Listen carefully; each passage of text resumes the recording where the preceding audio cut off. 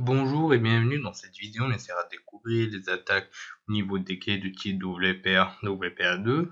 Principalement, nous allons pouvoir découvrir deux principales attaques contre ce type de cryptage. Donc, on va essayer d'attaquer en utilisant du brute forcing, donc une attaque par dictionnaire, et une attaque de type river. Donc, principalement, c'est les attaques qu'on va essayer de traiter pendant cette présentation. Lors de la formation spécialisée sur la sécurité des réseaux sans fil, nous allons essayer de nous concentrer sur différents types d'attaques, des attaques qui sont assez avancées. On va même traiter les attaques au niveau donc des WP Enterprise, utilisant Radius par exemple, etc. Donc sans plus tarder, le plan de la présentation est le suivant. Nous allons commencer par une petite introduction, suivie par l'attaque brute force au niveau des clés WP WPA2, l'attaque river, et on va finir par là où mettre en pratique tout ce dont on aura parlé pendant la présentation. Alors, concernant le WPA WPA2, cela veut dire Wi-Fi Protected Access. Donc le WPA2 est la deuxième version du WPA. Donc Wi-Fi Protected Access 2, c'est un protocole de sécurité Wi-Fi succédant WP réglant les problèmes présents dans ce dernier. Il utilise une Pre-Shared Key, donc appelée PSK, pour sécuriser la communication.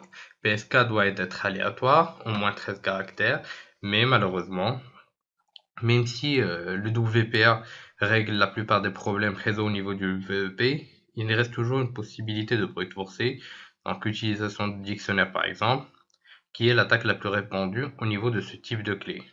Donc, si configuré en mode Enterprise, utilisant un serveur d'authentification Radius, le WPA est quasi impossible à craquer, mais il existe quelques techniques qu'on va pouvoir découvrir ensemble dans la prochaine formation. Le décryptage du WPA requiert une création d'un type spécifique de paquet pour récupérer des détails utiles, comme des handshakes, contrairement à la WP qui utilise une analyse statique des paquets.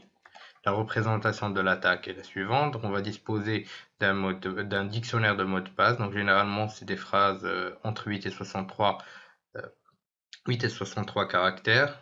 Donc on va essayer de se connecter au niveau du point d'accès. Donc en essayant de générer donc des clés PSK à partir de notre dictionnaire. Donc en créant des PTK, donc on va essayer de vérifier la concordance avec les MIC. Donc une fois la concordance y est, nous allons pouvoir savoir que le mot de passe est effectivement correct à partir de notre dictionnaire. Si la correspondance ne se fait pas par rapport à tous les éléments du dictionnaire, cela voudrait dire que cela n'est pas vrai. Concernant l'attaque River, donc le WPA et WPA2 sont aussi vulnérables aux attaques contre la mauvaise configuration des points d'accès, autrement dit WPS et les pins. La plupart des points d'accès supportant WPS ont été standardisés, donc le standard a été lancé en 2006 et permettent une facilité d'accès. Donc qui dit facilité d'accès dit plus de vulnérabilité. Généralement c'est 8 numéros et le nombre de possibilités reste 100 millions de possibilités. Donc cela est un nombre extrêmement grand et on va pouvoir donc découvrir comment effectuer ce type d'attaque sur les points d'accès. Donc on a à peu près 11 000 possibilités pour compromettre l'accès au niveau des points d'accès. Donc c'est une attaque qui est assez simple à effectuer. Donc il nous faudra juste attendre beaucoup de temps, donc à partir de 2-3 heures jusqu'à 10 heures parfois pour récupérer le WPS. Donc une fois on a pu récupérer donc le pin utilisé, nous aurons automatiquement la clé qui va avec, etc. Donc allons voir tout ça ensemble en pratique. Une fois au niveau de Kali Linux, la première chose qu'on doit faire, c'est vérifier si effectivement notre carte Wi-Fi est connectée. Donc effectivement, elle est connectée sous le nom de l'interface WLAN 0. Donc on va lancer notre carte en mode monitoring avec la commande airman ng start WLAN 0.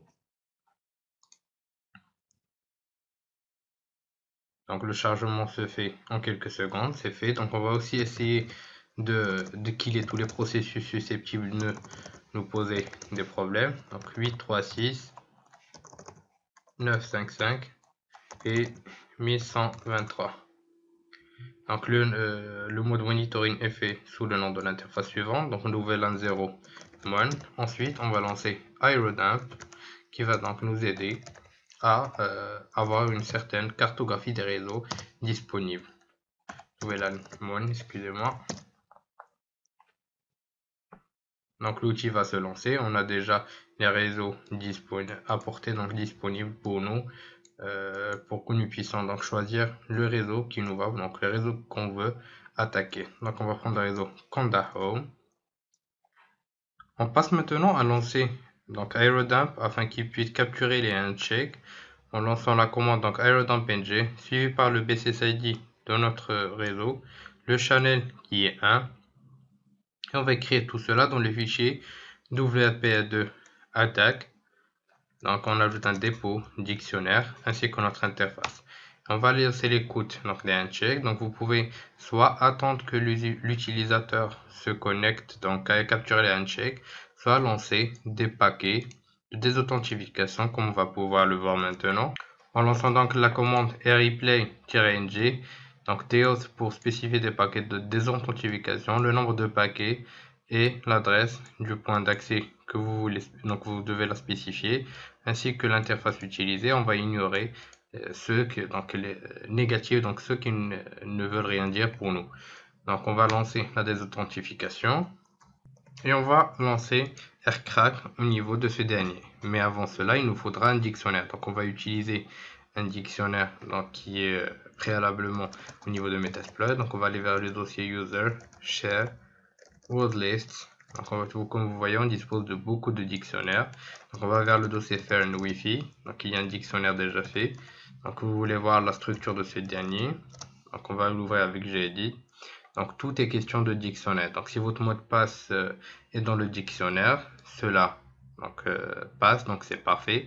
S'il n'y est pas, donc ça sera un peu dur de craquer donc la clé du point d'accès cible. Donc il existe d'autres attaques qu'on va pouvoir voir plus tard, mais pour l'instant c'est l'attaque sur laquelle on va se baser. Donc on va aller vers donc le répertoire par défaut, donc où il y a notre fichier WPA2 attaque, donc où vous pouvez le voir.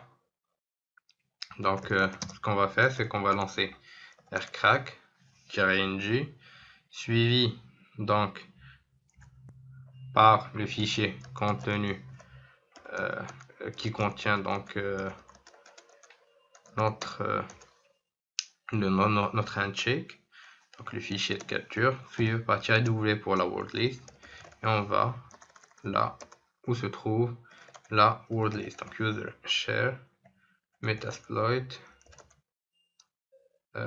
pardon, c'est pas Metasploit, c'est word list Fern Wi-Fi et common text.txt.